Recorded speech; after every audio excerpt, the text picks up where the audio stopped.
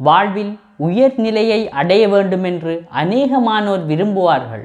அதற்காக பல மோட்டிவேஷன் காணொளிகளை விரும்பி கேட்பவர்களையும் நாம் பார்த்திருப்போம்.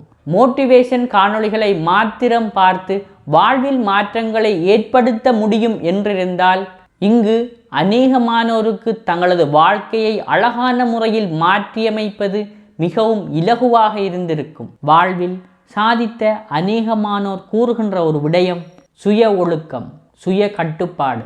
இந்த சுய ஒழுக்கம், சுய கட்டுப்பாடு இருக்கின்ற மனிதர்கள்தான் ஒரு விடயத்தை ஆரம்பித்து கொண்டு செல்வதற்கும் அதே போல ஒரு கட்டத்திலிருந்து அடுத்த கட்டத்திற்கு தன்னுடைய வாழ்க்கையை நகர்த்தி செல்வதற்கும் தகுதியானவர்கள்.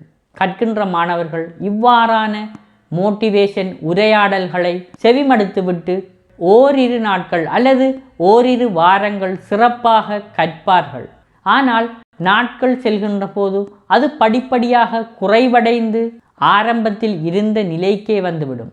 வளர்ந்தவர்கள் கூட ஒரு விடயத்தை ஆரம்பித்து உற்சாகமாக செய்து கொண்டு போவார்கள். சில நாட்கள் கழிகின்ற போது அந்த விடயத்தில் உற்சாகம் குறைந்துவிடும். ஒரு விடயத்தை நாம் தொடர்ச்சியாக செய்ய வேண்டுமாக இருந்தால் எங்களுடைய ஆழ் மனதில் அந்த விடயம் ஆழமாக பதிந்திருத்தல் வேண்டும். இவ்வாறு ஆழ்மனதில் பதியாத விடயங்கள் ஒரு சில நாட்கள் மேற்கொள்கின்ற போது படிப்படியாக குறைவடைந்து ஆரம்ப நிலைக்கே வந்துவிடும்.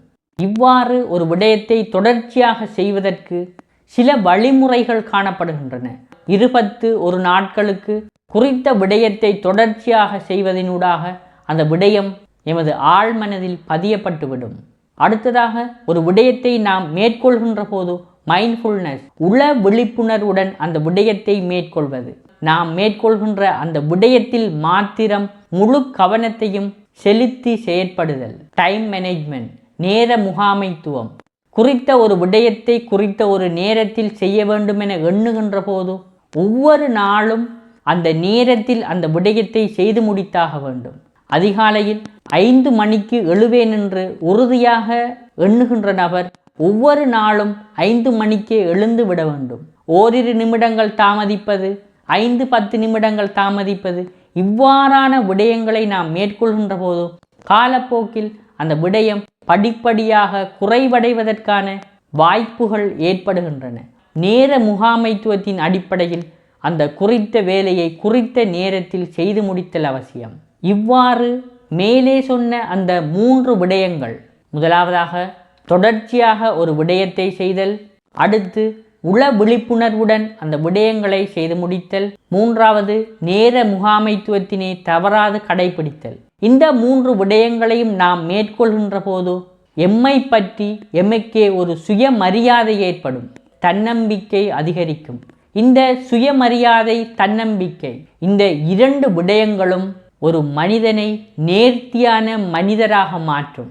எந்த நபரிடம் தன்னை பற்றி தனக்கு உயர்வான எண்ணம் உள்ளதோ இந்த நபருக்கு தன்னுடைய செயற்பாட்டில் தான் எவ்வளவு நேர்த்தியை பின்பற்றுகிறாரோ அதே போல இவரின் செயற்பாடுகளில் பிறரும் நேர்த்தியை உணர்வார்கள். வெறுமனே மோட்டிவேஷன் காணொளிகளை மாத்திரம் பார்த்துவிட்டு தனது வாழ்க்கை மாறுமென எண்ணிக்கொண்டிருந்தால் நிச்சயம் அது முடியாத ஒரு காரியம்.